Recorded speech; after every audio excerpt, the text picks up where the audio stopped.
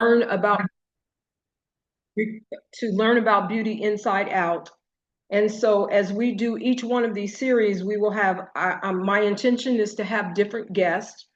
Today, our guest is Patrice Pompey, and we'll get into more of that a little bit. Our substantive conversations on beauty inside out is to delve into specific areas that are focused on different topics that's in relationship to our well-being, and how our internal well-being reflects our external beauty.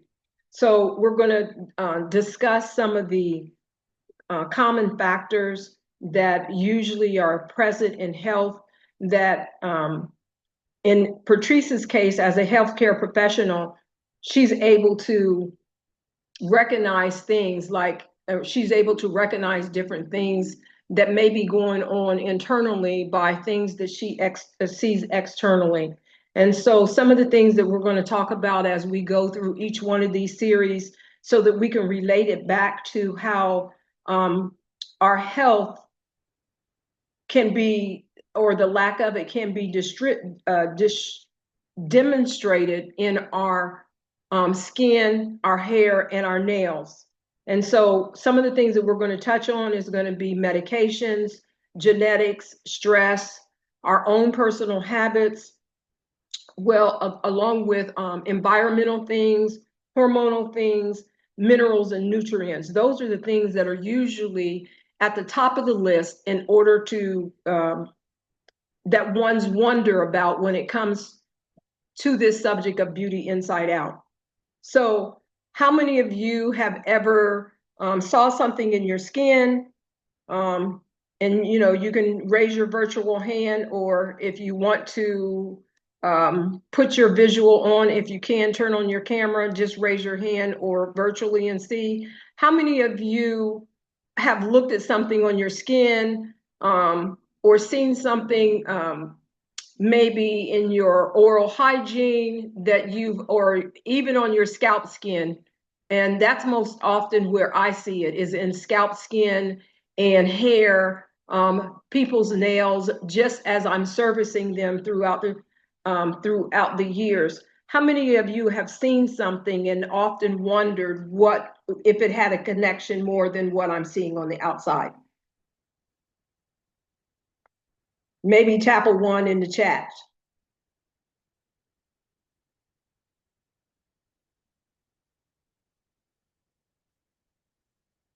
Okay, so those are things that we're going to delve into. So today is our introductory event, and some of the things that we're going to talk about, as like I said, is in order for us to be able to see that.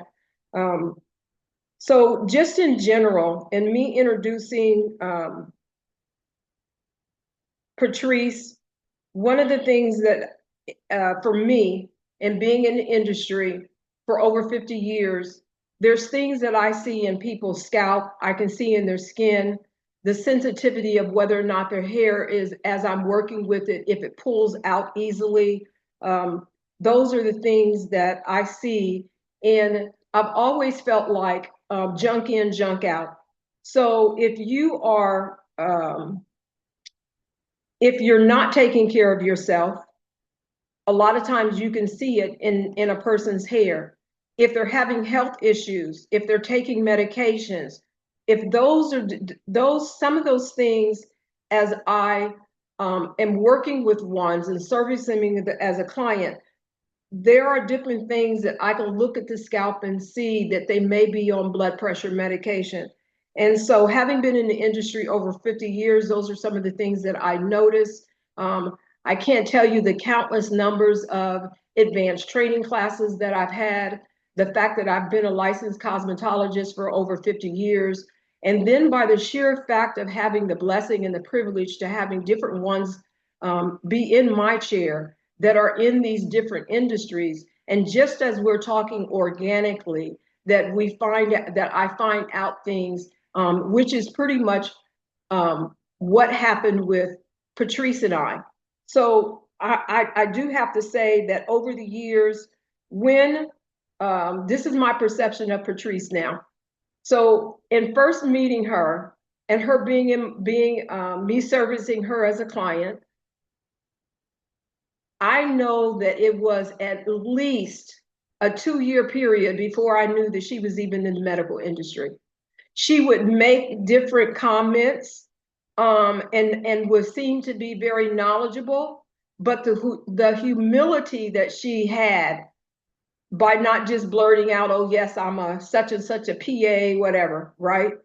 So I didn't know that, but her answers when she came back to me would be like she had gone, I'm a person that will go down a rabbit hole, do research other than what I already know to be from my basic education. I'll go down a rabbit hole, figure it out, and learn how to do something. Hence, my product line and the developing of the product line. It's because being an educator for different companies in different industries, Nioxin, Design Essential, a hair extension company. So I will take these still related back to my industry, but I would do more research to be able to find that out. And she just seemed to be one of those individuals to me.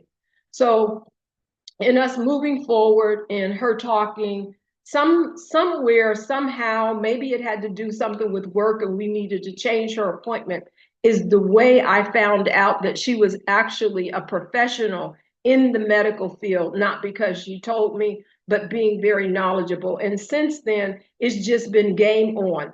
You know, every time we talk, we have some very encouraging information. She comes to be on the platform today because of the fact that she is in the medical industry, and she has a concept of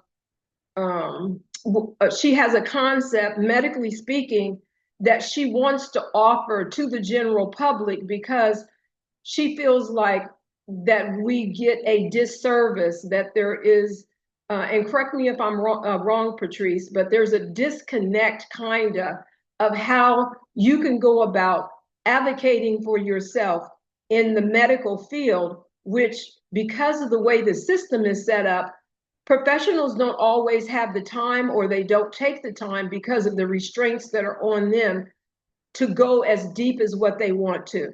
So from what I take from her concept is that she wants to be the third party second opinion. So I'm going to go ahead and let Patrice unmute herself, or else I can unmute you.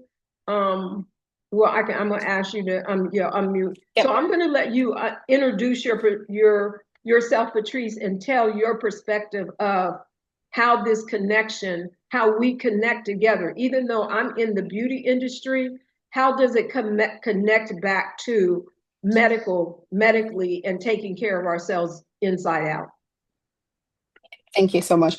Yeah, so definitely. So first, I'm a practicing physician assistant. I've been practicing for over a decade, initially in cardiovascular care, then emergency medicine, and currently family practice.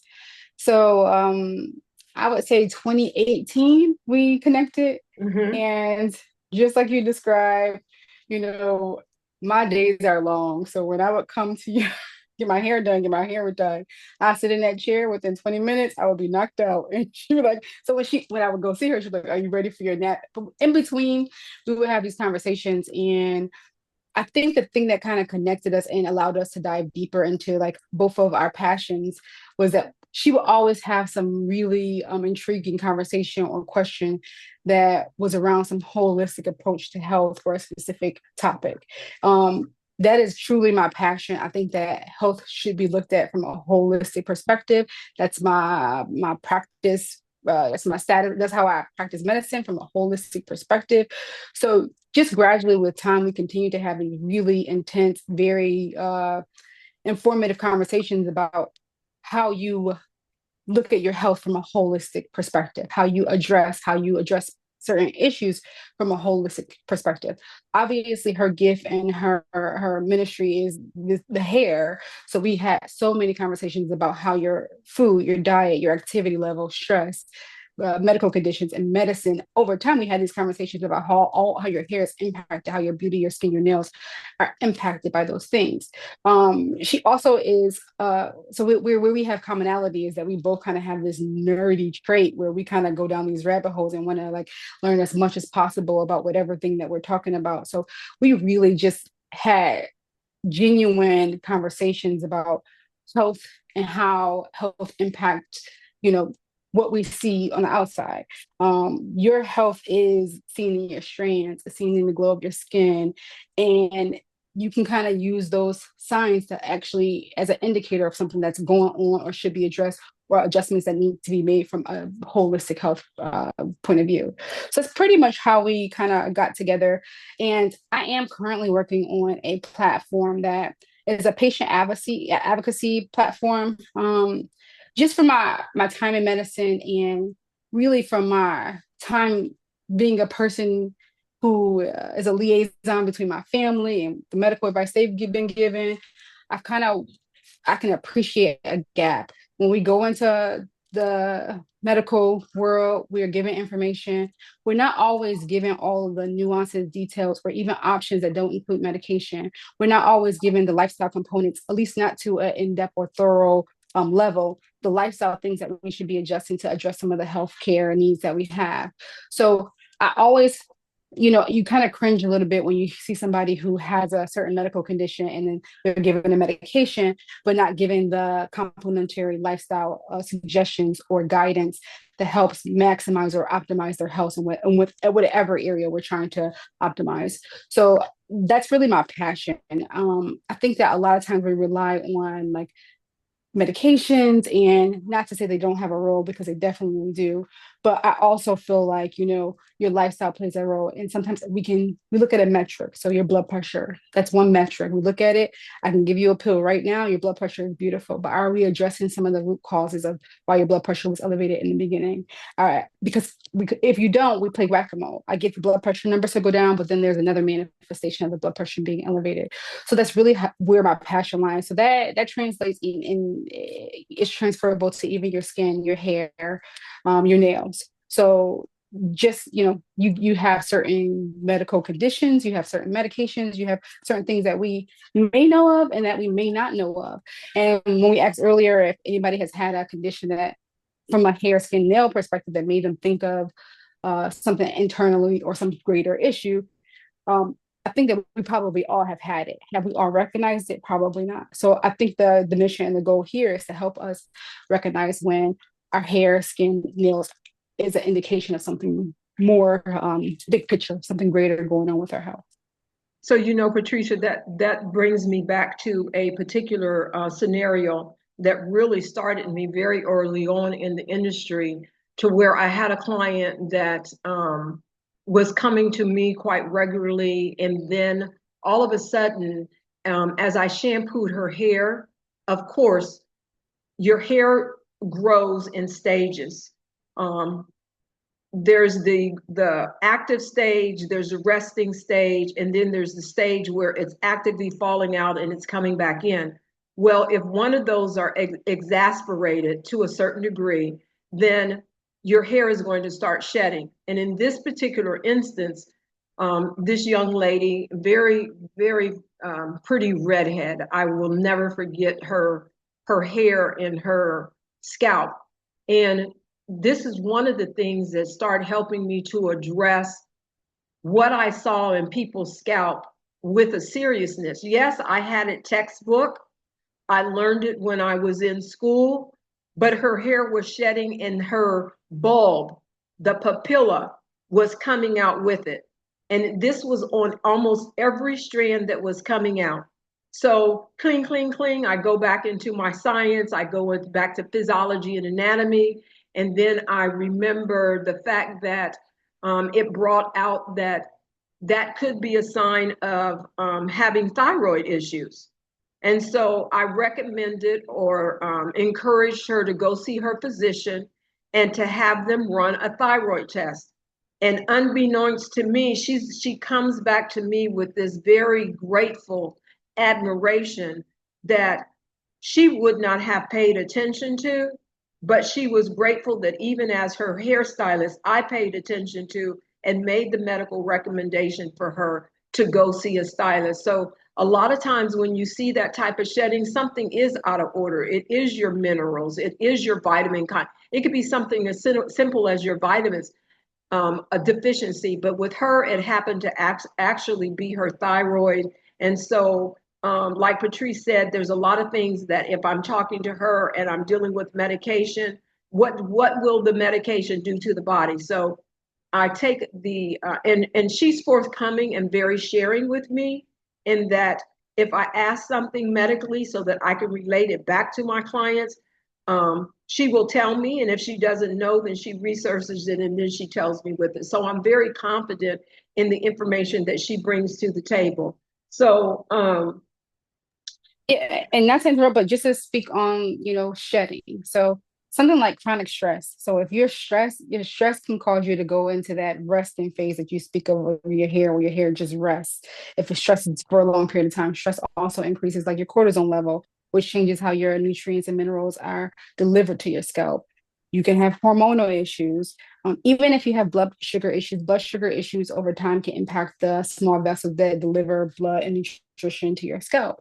That changes how your hair grows, changes your shedding pattern. So we kind of go through all these things that can sometimes lead to nutritional deficiencies, whether that be iron, whether that be B12, folic acid, thyroid disease. So when I say hormones, not just thinking of like female hormones, but something like your insulin level, something like your thyroid hormone level. So you really can kind of start to go down this rabbit hole based on something that you see from your hair or your skin or your nails. And those things, can be an indication. And sometimes that's one of the first things we notice that tells us something else is going on internally. right, right. And so I've had instances where I've suggested that a person do a trichology consultation with me, and it's like they just want me to give them the answer. But the thing that I really enjoy about Patrice and I connecting together is that she doesn't deal just on the surface, like she mentioned about the blood levels, or if something's in your blood. What she does is that she's going to pull blood tests.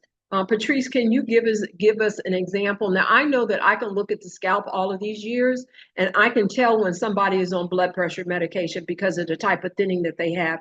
Some medication actually will throw you into a type of alopecia where it causes like she mentioned, the blood vessels getting smaller. When the blood vessels get smaller, then the follicle ends up closing up, and then that sends you into kind of like a medical alopecia. And there are so many different, on the trichology side of the picture, there's over 500 medications from me going down that rabbit hole of trichology that can help increase the fact that your hair is thinning, that you're not uptaking the nutrients that you should from your blood.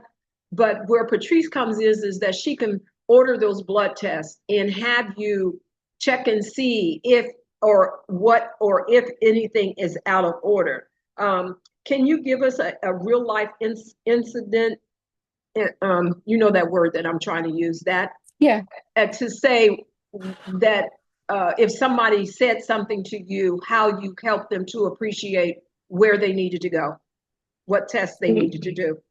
1000%. So, really common, I'll give you two examples. Really common is that I see people who will have like hair loss that's related to fungal, or even you look at their scalp and they have increased dandruff, what we commonly refer to as dandruff, but sometimes it is a fungal element that's causing that to happen. Absolutely. So we see that a lot, and sometimes it is an independent finding. But the thing that you have to be considerate of is that fungal elements are more prevalent in people who have blood sugar issues. So commonly, if I see reoccurrent issues with like fungal, whether it be alopecia related to like wingworm or seborrheic keratosis in the scalp, or if I see things that just remind me of fungal elements, we say, hey, let's check your blood sugar, let's check your A1C, because just like we like sugar in those cases, those fungal elements also like sugar too. So sometimes we can identify blood sugar issues by seeing the uptick or increase in fungal like conditions on the scalp or other parts of the skin. And we see that. When it comes to like medication, a good example is well, a relevant example is there are a lot of people right now using GLP-1s for weight reduction, weight loss.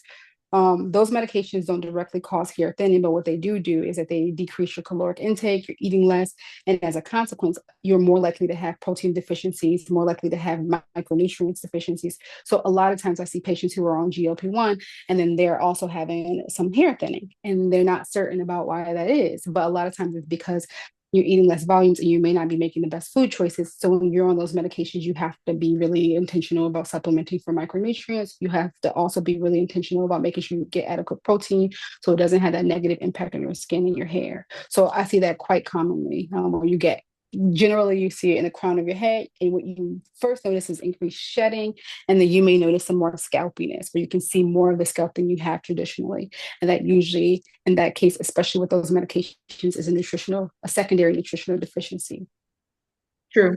And then what Patrice is speaking of is that where I have come to appreciate and know that your thinning when it starts is in stages. And most of the time in females, your center part, this area is going to widen out.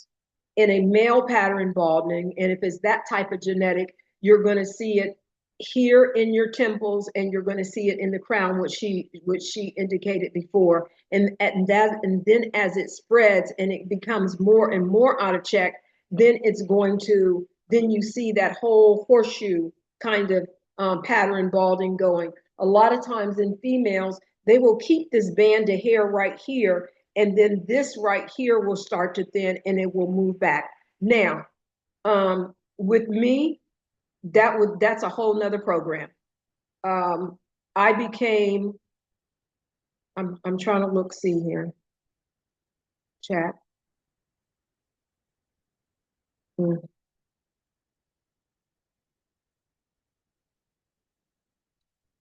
Oh, all I had to do was that. Oh, wonderful, Via. Wonderful. She said she just finished her her hair loss practitioner certification. Very good. So some of these things that you will be able to take what she's saying and add to if you don't already know that information. But like with me, my hair loss came at on a completely different thing. Have a lot of autoimmune deficiencies.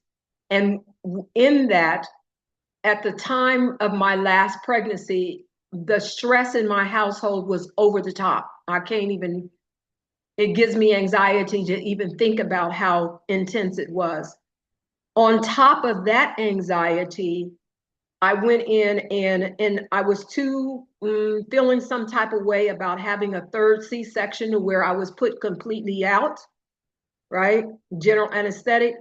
I was having an issue with that. This was very early on in my surgery career. I call it a career because there was so many of them. But I was too afraid to do that at that particular point. I was just feeling some type of way emotionally and felt like it was better for me to stay awake. Well, when they numbed me, they did the epidural block, which means that you're numb from right up underneath your breast line all the way down, and you can't feel anything that's cut. Well, when they put those nerve endings to sleep, after the anesthetic wore off, the top through 2/3 of my hair stayed in. And everything that started brushing out was it was in correlation to the nerve endings that they put to sleep in the top of my head. Well, in alopecia, if you don't address whatever's going on, and back then, that's been 30 some years ago, almost 40 years ago, they don't know what they know now. And so there was not the support. And the only thing that they were doing at that particular point was cortisone injections to the scalp. Now, you can imagine how big your scalp is, and they want to give you these injections all over your head to encompass your whole your whole scalp. And I started, and then I was like, yeah, no, I just can't do this anymore. So mine came from the deep dive that I did in doing my research is it came from an allergic reaction to the anesthetic that they actually gave me. So there's all kinds of reasons as to the reason why that you can have hair loss.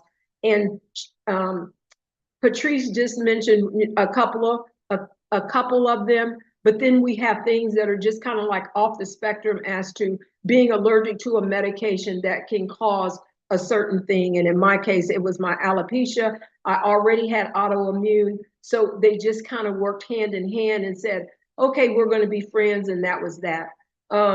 So we talked about the medication a little bit. Patrice, can you go into the habits a little bit about how your habits will help contribute to the health of your hair, skin, or nails? What are some things that you see in your practice that most of all affects the person internally, which then is going to affect them externally?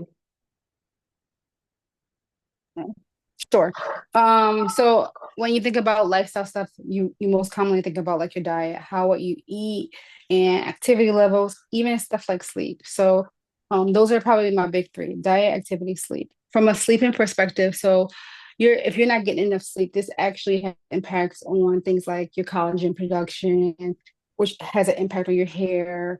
From a diet perspective, if you're not getting adequate, micronutrients, so iron, omegas, zinc, vitamin A, B, C, D, E. I can go down the list. If you're not getting enough of those things, then that'll manifest as some type of change to your skin, your hair, and your nails. Um, Even things like hydration. So your hydration level will impact your scalp environment, and that has an impact on your hair. Like we talked about, like, having good stress management techniques, so that if I have to add a fourth, that's the fourth, because of how the impact that stress has.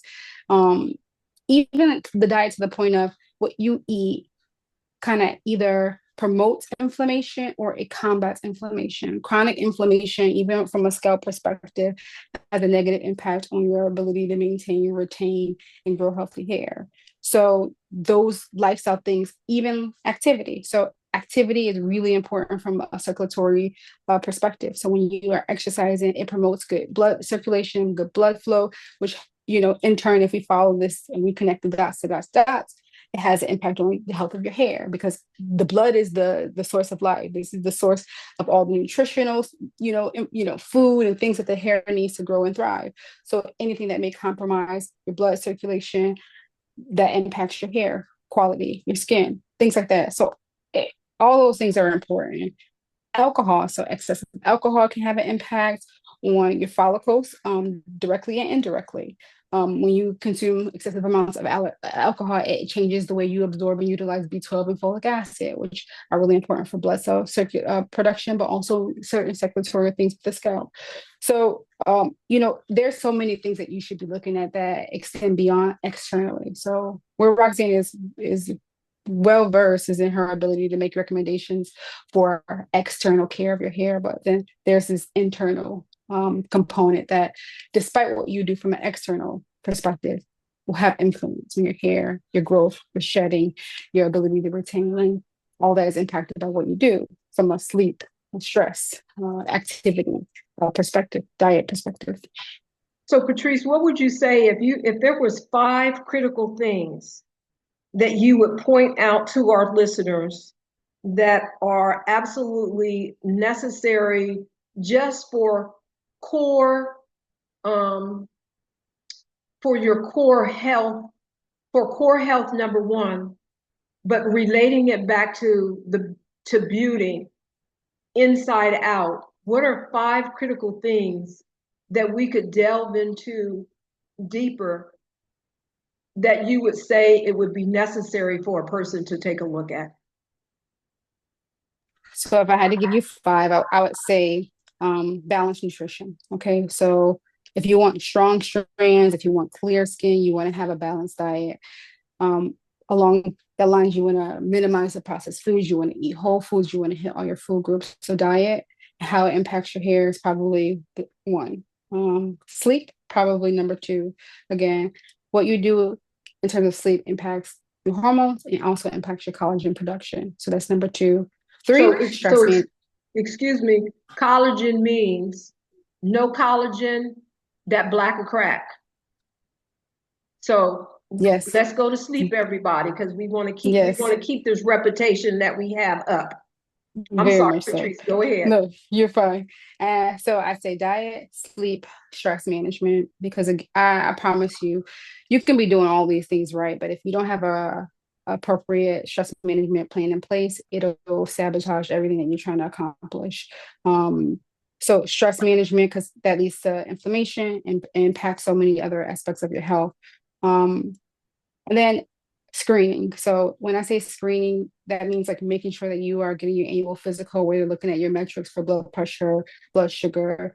And most times after the age of 40, they should also be looking at your thyroid, and some other things. So just making sure that we're staying on top of our preventive health. So that's number four. And then understanding the impact that certain minerals, vitamins, and medications have on our body, including our hair, skin, nails. Like I can tell you so many medications, even something simple as acid reflux medication. When you are taking certain acid reflux medications, it changes your absorption. So I would say if I had to give you five: diet, sleep, stress, uh, wellness. So getting your preventive health and knowing what medications and supplements are impacting your skin and your hair and your nails. Okay. So in just finishing out, Patrice, help them. She gave me an example. She was just in the studio on Friday, and we were having a conversation. And how impactful knowing what your labs are. To me it equated as lab. What did you say? That fourth thing, the third or fourth thing that you mentioned, knowing what your Your well, your preventive health, so yeah. wellness, so getting your wellness checks, something as simple as a CBC. So a CBC is a test that we use to look for anemia, leukemia, to make sure your platelet counts are normal.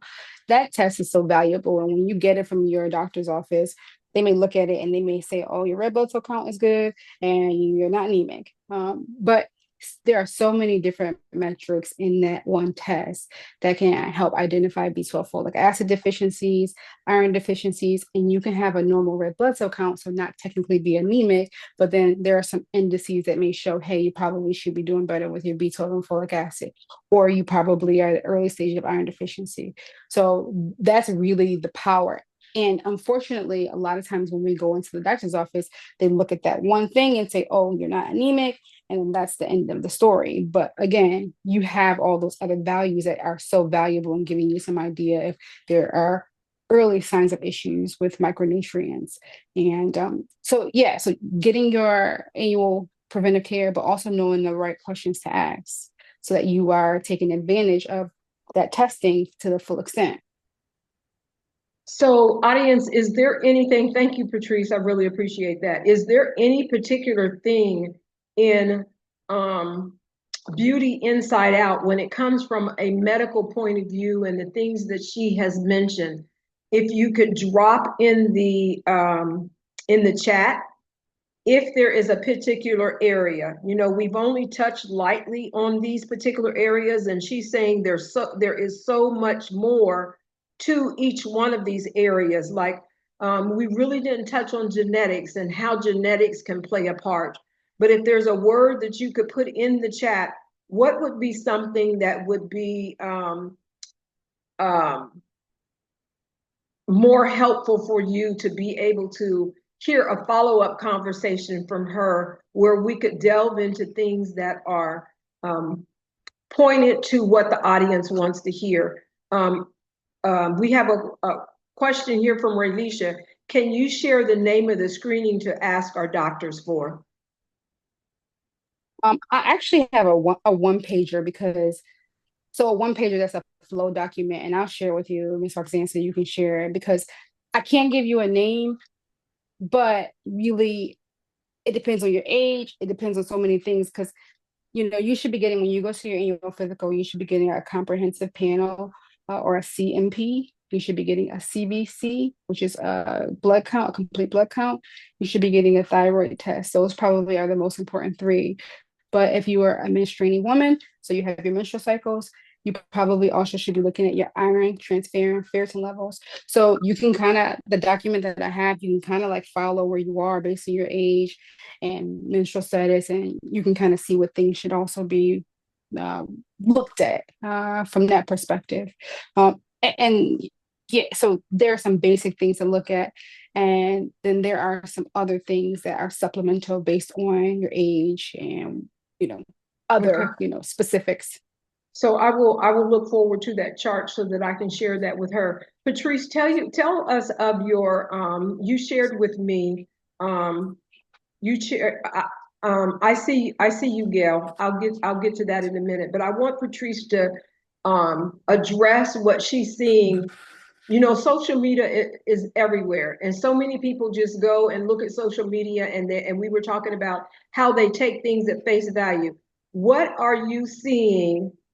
um, you shared with me on Friday. What's the trending thing now where most women are coming in saying to you?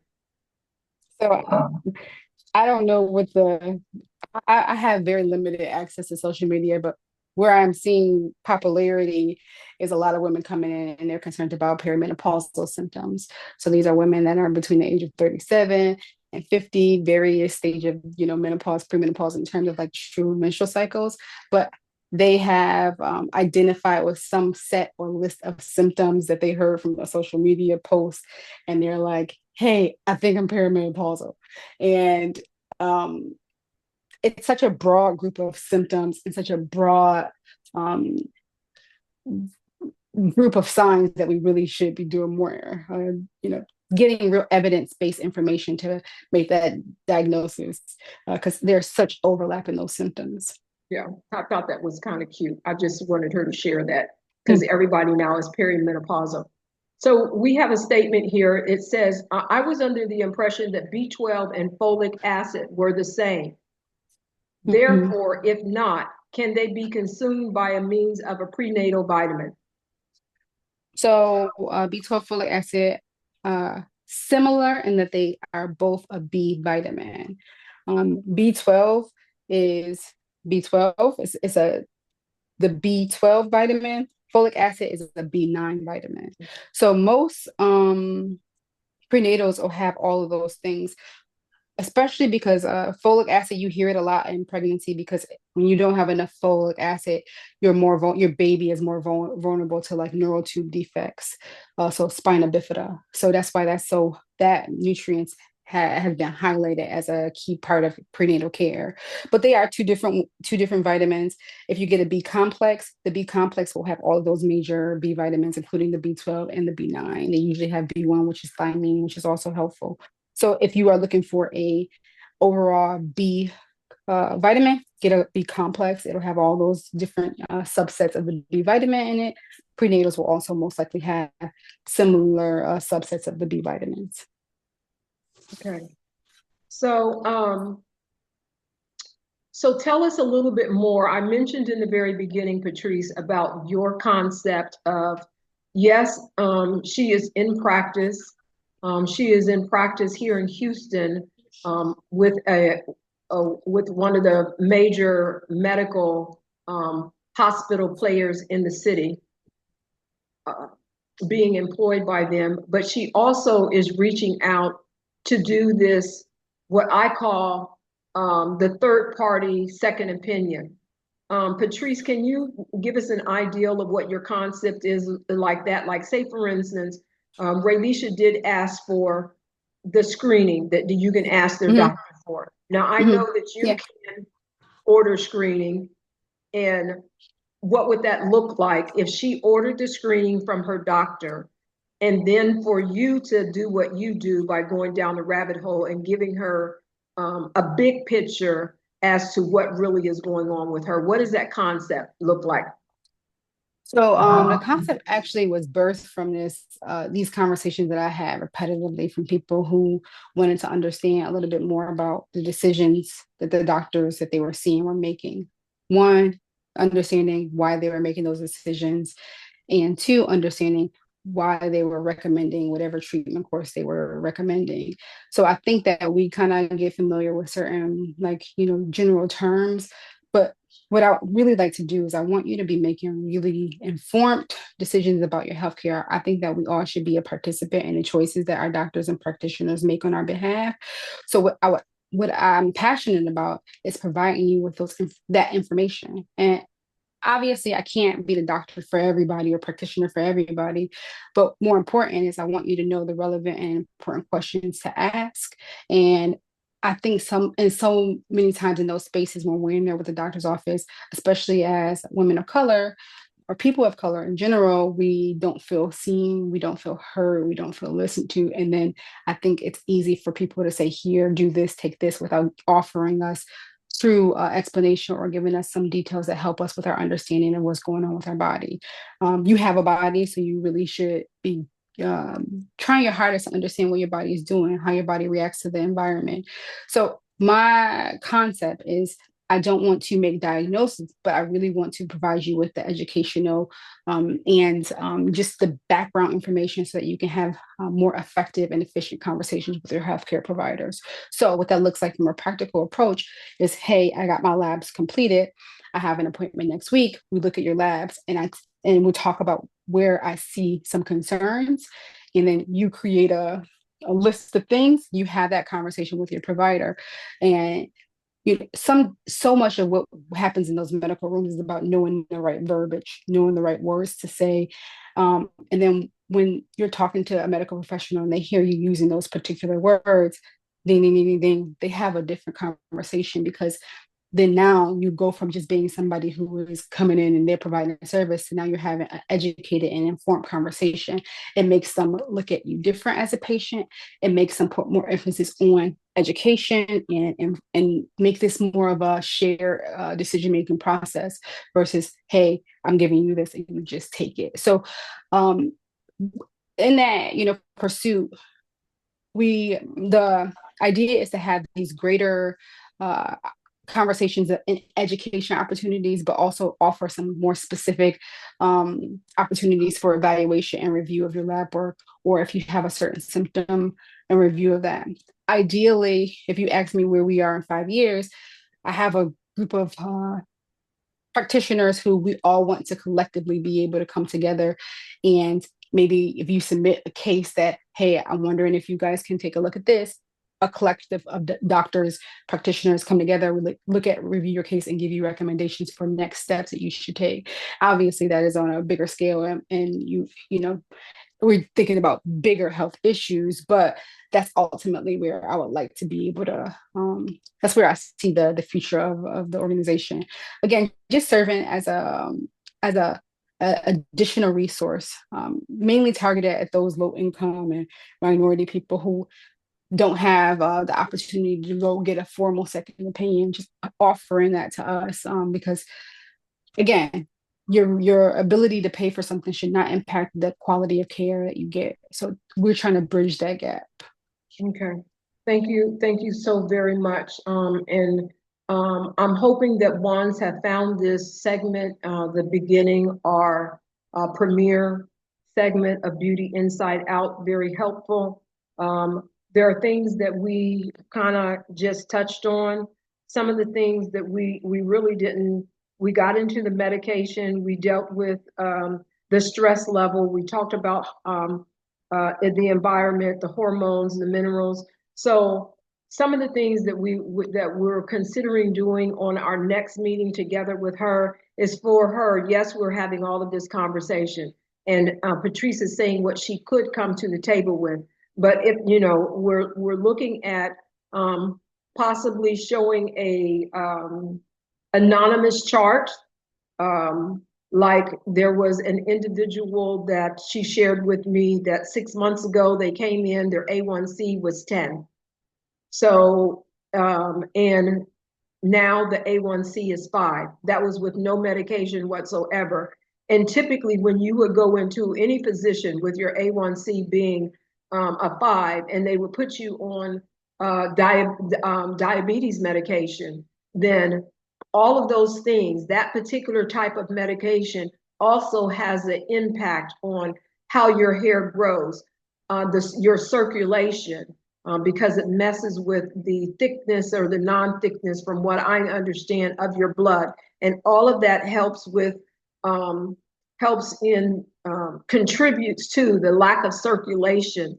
And if your blood sugar is high, then your blood thickness or the lack of it flowing properly is different than when your A1C is under control. So there's so many other different things that in just looking at someone's test to see what's available for us in this day and age, which wasn't there 5, 10 years ago, where there's monitoring and things that can be done in order to be able to help you to see not only with the labs that you're talking about, but real life. Some of the things that I see most often when I get to questioning and asking clients things, when I'm looking at the scalp, first thing I would say, are you on high blood pressure meds? There's a certain appearance of the scalp when I see that.